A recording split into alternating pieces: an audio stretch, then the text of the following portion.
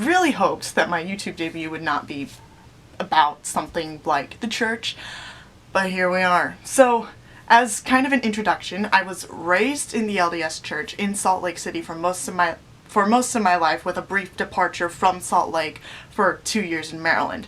I have been an active Mormon for most of my life. I was baptized today. I went through the Young Women's program. I was part of my stake youth council, which means that I coordinated youth activities for the rest of the stake, and I attended seminary for most of my high school experience, and even went to early morning seminary for one of those years, which in Utah is kind of a big deal. However, during my senior year of high school, I had a major crisis on many levels involving very intense emotional issues, and that made going to seminary and being active in the church very difficult for me. So since being at college, I have spent some time taking a step back and rebuilding my faith while becoming more emotionally stable. This has put me in what I feel is a unique position where I understand the gospel and how the church does its best to protect the gospel and keep people in it, but also understand how the church is used by the culture and people outside of it as a weapon to hurt other people, whether it be intentional or not. So, a brief explanation of what exactly has happened. So, John Detlin, an individual who earlier this year was excommunicated and declared an apostate for being highly critical of church leadership, leaked part of the recently updated Handbook 1, a guidebook given to stake presidents and bishops as protocols to facing specific situations they may encounter during their time in leadership. As a side note, apostasy in the LDS Church, or in the LDS context, means that you are essentially denying the Holy Ghost on purpose, and doing so in a way that has the potential to lead people away from the gospel. It's very hard to get back into good graces with the church once you reach that point of being considered an apostate. As another side note, when I talk about the church, I mean the organization and structure, which is the callings, the positions, and the way things are run within the religion. I don't mean the people that hold these positions and their beliefs that they hold, or the gospel, which is the spiritual basis of the religion. The thing about Handbook 1 is that it's not given to the public mainly because it is specifically for stake presidents and bishops, who are responsible for instances of church discipline and also deal with where missionaries are sent within their ward and so on and so forth. It's not necessarily bad that it was leaked, since people affected by these new changes would have been informed by their bishops that this is now in effect. But the fact that it has to be leaked is something that does cause concern for some people. Now, the new policies that were leaked essentially say the following. Couples in same-gender marriages or sexual cohabitation are now considered apostates and church discipline is required, which means that they call up a council and they all kind of decide how you get punished in a way. Anyone under the age of 18 who lives with someone in a same-gender marriage or cohabitation cannot be baptized until they turn 18, are not living with the couple anymore, and have been thoroughly interviewed by church leadership and have stated that they promise to not practice or support such relationships in a spiritual context. Now, this isn't necessarily shocking to many members of the church for the following reasons. The church has been very clear that same-gender relationships count as a serious sin and goes directly against the doctrine of what a family should contain. These same policies are enforced for children who are in polygamous families, and the justification for these policies lines up with the Mormon ideal of family unity, and the church as a structure is making it clear that if there is strife in the family about this issue, it is not coming directly from them. And as someone who was raised in the church, I can totally see what they are saying and why they are doing it. And it's not an ideal circumstance, not at all. The gospel needs to be accessible to everyone who wants it.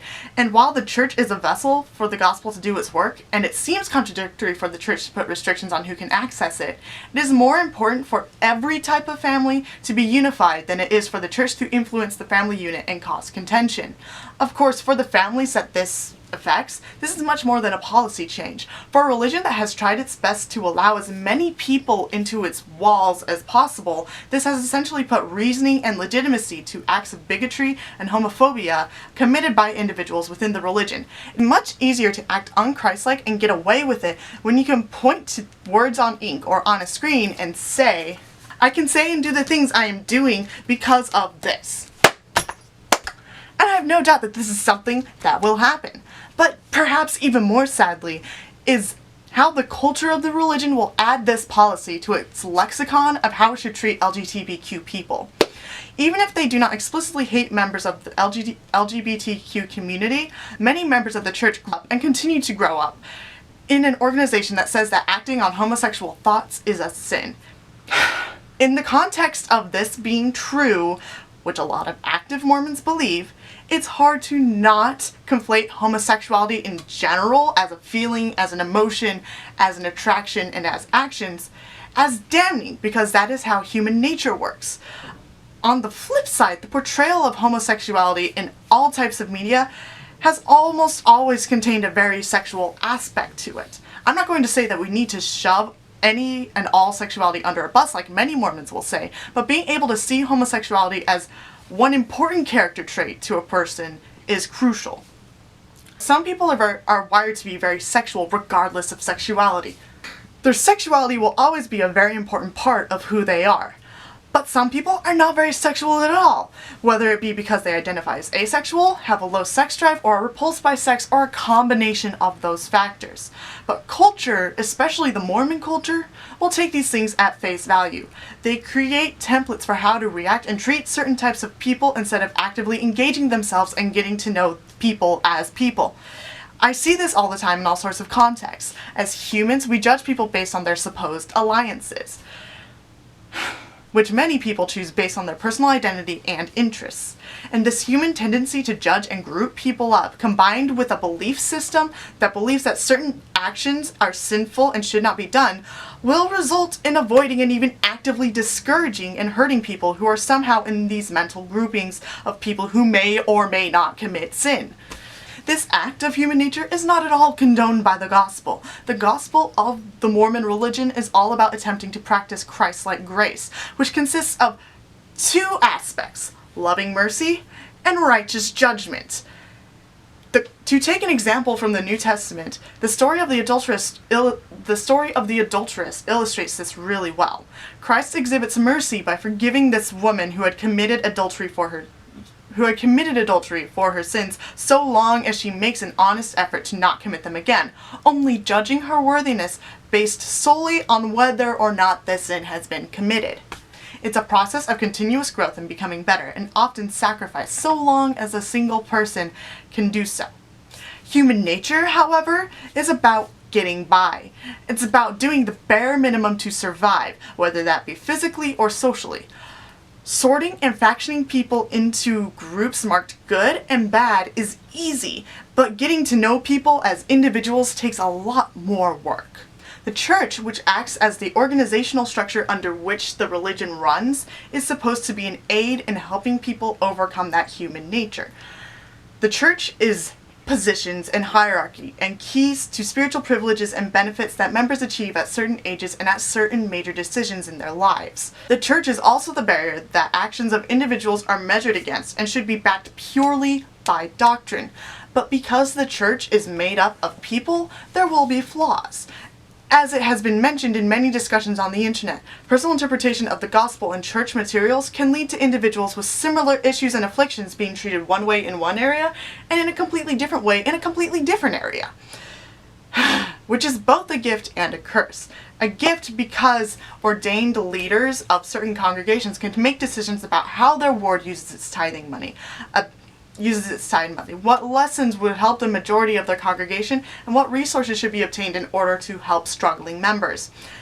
A curse because marginalized groups in the greater society are now at the hands of church leaders who can justify their biases on the church and the faith. In addition to this, Mormon culture is highly social. Like all caps, highly social, since a lot of the church structure focuses on social outreach, and since the top two commandments above the 10 commandments are love God and love one another. In a sense, the two laws play into each other, and oftentimes Mormons try to show their love for God by loving other people through service and satisfying social needs. And unfortunately, thanks to human nature, if you are in an area with a high concentration of Mormons, It's the easiest to serve and satisfy the social needs of fellow Mormons because there are a lot of fundamental similarities between many Mormons. A shared faith, a shared set of beliefs, and oftentimes a shared social narrative and expectations for its members. This leads to the unintentional exclusion of non-members and those outside the local dominant Mormon clique. For example, wards with a majority of very sport-minded Mormons will socially push away the non-sporty Mormons, and then the next dominant group clicks together and excludes the rest, and so on and so forth. This is something that is very easily overcome by physical distance. Many Mormons outside of Utah are extremely accepting and friendly with non-members, in my experience, because they haven't had as much opportunity to meet people with extremely common beliefs and interests. But Mormons in Utah are surrounded by other Mormons, and this often leads to the intense cliquiness that many non-members, ex-Mormons, non-Utah Mormons, and a lot of Mormons in Utah talk a lot about. So, to reiterate that. But Mormons in Utah are surrounded by other Mormons, and this often leads to the intense cliquiness that many non-members, ex-Mormons, non-Utah Mormons, and a lot of Mormons in Utah talk a lot about. Now, back to the original topic. The church structure has put in policies that are supposed to help keep family units of all types as unified as possible from the eyes of the church. And I hate to say this, but a lot of the people higher up in church leadership that set these policies are old and are distanced from how the cultural dynamics of the religion work because of age and experience. Many have had at least 50 years of life under their belts and have lived through growing up, getting married, raising children, and working at jobs that expose them to many different life situations. The years between 6 and 18 are easily forgotten in the midst of a busy adulthood. And it is this particular age group that will be the most affected by the changes church leadership has made. Within this time frame, a lot of crucial things happen for young Mormons. They get baptized and officially recognized as members at the age of 8. Young assigned male at birth individuals are given the priesthood at 12, and all the youth are taught the basics of the gospel and the rules of the church in young men's/young women's and during seminary because cognitively they are taking in this information and probably applying it to the rest of their lives. But because they are all individuals that are unique, some of the information that the culture is contriving from the gospel and the church structure will mesh with some individuals and not as well with others. And the more discontent someone in this situation is, the more socially excluded they will feel, and over time there's a social chasm between this individual and the rest of the group, which is toxic and sometimes deadly. Because not every family in the religion is picture perfect with a loving father, mother, and siblings that are within the covenant of the gospel, there's a diversity of environments that these children grow up in. For example, with approximately 50% of all marriages in the United States ending in divorce, there are families that only have one parent in the household, and others where there is custody shifts between one parent and the other. There are children that are adopted and deal with the emotional burdens that can come from that. There are families where neglect and abuse are happening, even if for short periods of time or for the extent of the child's life. There are families where inactivity in the church and even loss of membership is in recent enough history that it affects how the child sees their relationship with the church. Sometimes someone in a homosexual relationship who was raised in the church will bring their children to more welcoming wards because they want their children to grow up in the gospel. And sometimes older children and teenagers from outside the faith will investigate the church and decide to join. There are many more circumstances that these families come and interact with the religion in, and it's overwhelmingly easy to push these families away socially because, as a religion made up of imperfect people, it will always be difficult to understand and comprehend these undesirable circumstances. Because the current focus of the church is building up membership, the culture is very judgmental of people's actions and words and don't want people to say the wrong thing, do the wrong thing, wear the wrong thing. They see themselves as representatives of the church, which they are, and are subtly competitive to be the most Mormon, the better Mormon, the perfect Mormon in their neighborhood. Of course, in places where Mormons are sparse, that's easy, but with a high Mormon population, it turns into a pecking order that proliferates through all the layers of the culture. Praise for one person's achievements isn't seen as individual recognition, it's seen as the establishment of a new status quo. They become unfocused on the basis of the gospel and instead become focused on making sure that they never lose their social recognition, because they see how the culture treats the unconventional ones. They don't want that for themselves or for their children. So from a very early age, Mormons enter something like a competition to make themselves look good, because human nature is a thing. They learn that baptism is what makes you good, and then saying your testimony every week is good, and then holding the priesthood and passing the sacrament for assigned male at birth individuals is good. For context, talks are basically baby sermons that members within a congregation will go and share during the main meeting. And then fulfilling achievement activities like Scout projects, Achievement Day programs, Duty to God, Personal Progress, and Eagle Scout awards is good, and so on. And individuals that cannot fulfill certain requirements are quickly socially ejected from their age group and don't have anywhere to go. Children who can't get baptized because their parents are in a same-gender marriage or union are cast aside very early on. Will be cast aside very early on. And while they can strive all they want to achieve everything else, they are missing certain good things. And that's without taking things like differences in interests, academics, and plans for the future into consideration. People experience distress and social discord outside of the church over their goals in life. Imagine that within this very pseudo-competitive structure. Essentially, the leadership of the church has made new policies which were put in place to protect family unity, but has ultimately caused pain to families of same-gender couples in the church because they know how the cultural structure works. The people who have reacted very viscerally to this policy change are people who are affected by it, and people who have been affected by the toxic way the culture handles itself and other people. This often means people who are inactive, ex-Mormons, or non-Mormons in a very Mormon area. The worst part of all of this is that people who are inactive or are no longer members are seen as failing in this competition and are frequently told to be quiet because they don't have enough faith or trust in a system that has hurt them to say anything. Because it is so hard to not conflate the gospel, the church structure, and the culture as one and the same, criticism to how certain policies are maintained and the social dynamics and actions of the people in the church are taken as criticisms of the gospel, both by members and by non-members. And this is toxic. It's bad for everyone involved. And why do I say this? It's because, if you remember at the beginning of this video, I had said I had been active for most of my life, but have taken a break due to emotional issues in my senior year of high school. I stopped going to seminary because my anxiety made it impossible for me to feel safe enough to go. I stopped participating at church because I felt like I was hiding who I was from everyone in order to be seen as good.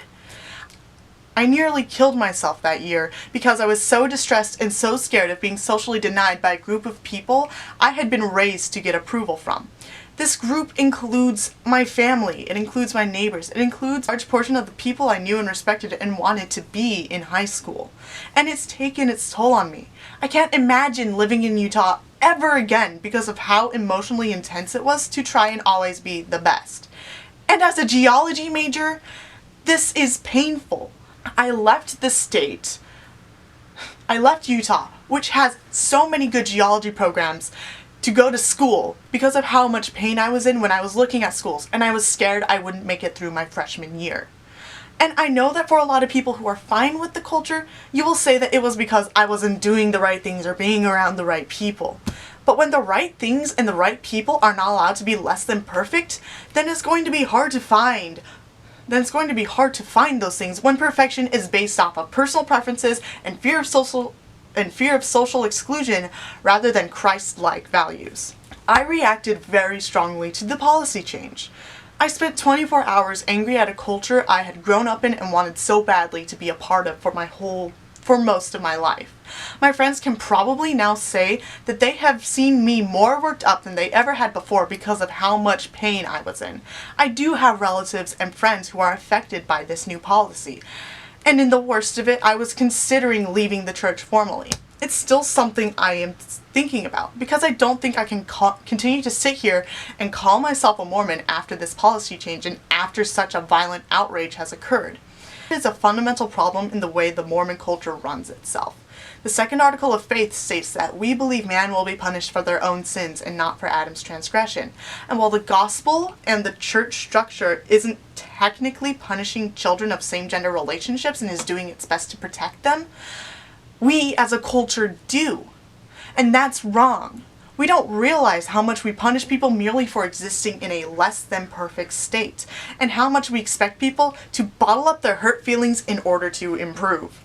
Yes, people are angry, and yes, people are hurt, and they have every right to feel what they feel. It is not our place to judge because we cannot do so righteously, because we are flawed human beings. The only part in Christ-like grace that we can really participate in is loving mercy. Our place is to love, to mourn with those who mourn, to help the helpless, and to listen to the silenced, and to serve everyone. I have learned a lot about the love of God in Jesus Christ for over the past few years, and I can say that my faith and trust in them has grown. I am developing healthy relationships with many people that are loved and appreciated by God just as much as you are. I could achieve. No, I'm not perfect. I am so far from perfect. But I no longer strive for perfection as culture of any type dictates. I'm striving for who I have the greatest potential to be, and I want the same for everyone. So I will continue to be who I am. And if people are seeking for the truth and ask me what I believe the truth is, I'm not as scared anymore to tell them that I am a child of God and that I believe the gospel is true. And I know it's going to sound really cliche. No, I don't even want to say the cliche thing. I'm not. Yeah.